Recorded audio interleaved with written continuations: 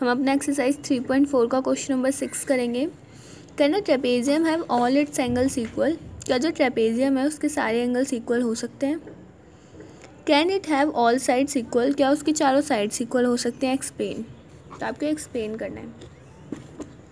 देखो exercise 3.4 question number 6।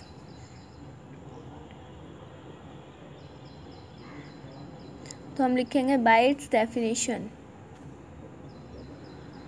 Bye it's definition,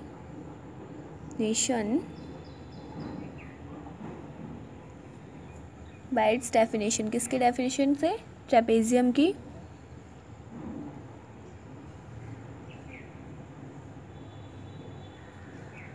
it's all angles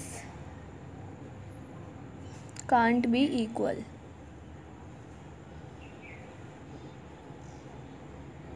इसके जो चारों एंगल्स हैं वो इक्वल नहीं हो सकते। If it can then it will be a rectangle or square। तो ये होगा कि अगर इसके ये हुआ ट्रेपेजियम के कि इसके चारों एंगल्स इक्वल हो गए तो क्या होगा? या तो ये रेक्टेंगल कहलाएगा, नहीं तो स्क्वायर। उसको फिर हम ट्रेपेजियम नहीं कहेंगे। और सेकंड था can it have all sides equal? क्या लिखेंगे? No, its all sides can't be equal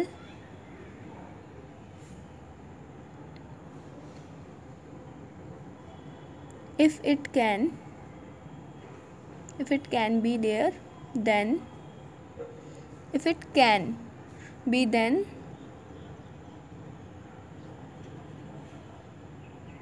it will be a rhombus और स्क्वायर। तो अगर क्या होगा? अगर इसकी चारों जो साइड्स हैं अगर वो इक्वल हो जाएंगी तो क्या होगा? तो या तो ये एक रोम्बस बन जाएगा क्योंकि रोम्बस की चारों साइड्स इक्वल होती हैं, नहीं तो स्क्वायर क्योंकि स्क्वायर की भी चारों साइड्स इक्वल होती हैं। ठीक है। फिर क्वेश्चन नंबर 7 देखो। अब मैसन आपको पता है ना, वो क्या बोलते हैं उसे हिंदी में, जो आपका घर बनाता है, मिस्त्री। A mason has made a concrete slab. एक कंक्रीट स्लैब बनाया है इसने।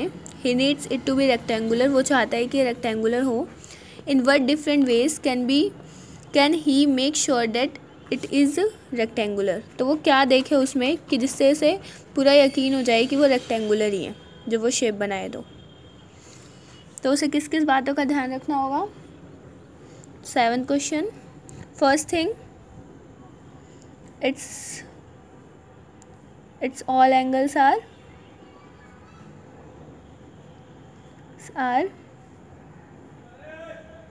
right angle।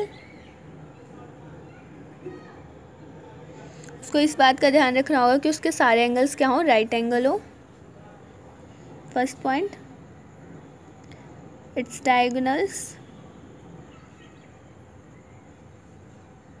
bisect each other।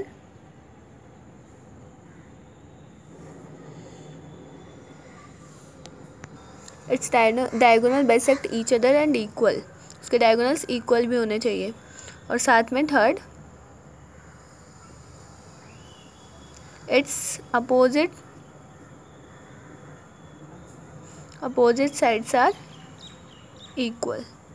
साथ में उसे ये भी ध्यान देना चाहिए कि उसकी सारे अपोजिट साइड्स इक्वल हों, तभी वो क्या कह सकता है कि वो क्या है? एक रेक्टेंगुलर स्लैब है।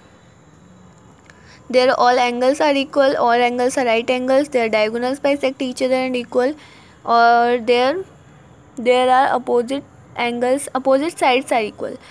तो आप यहाँ पे देयर भी यूज़ कर सकते हो या इट्स भी यूज़ कर सकते हो। ठीक है। Okay, thank you for listening me.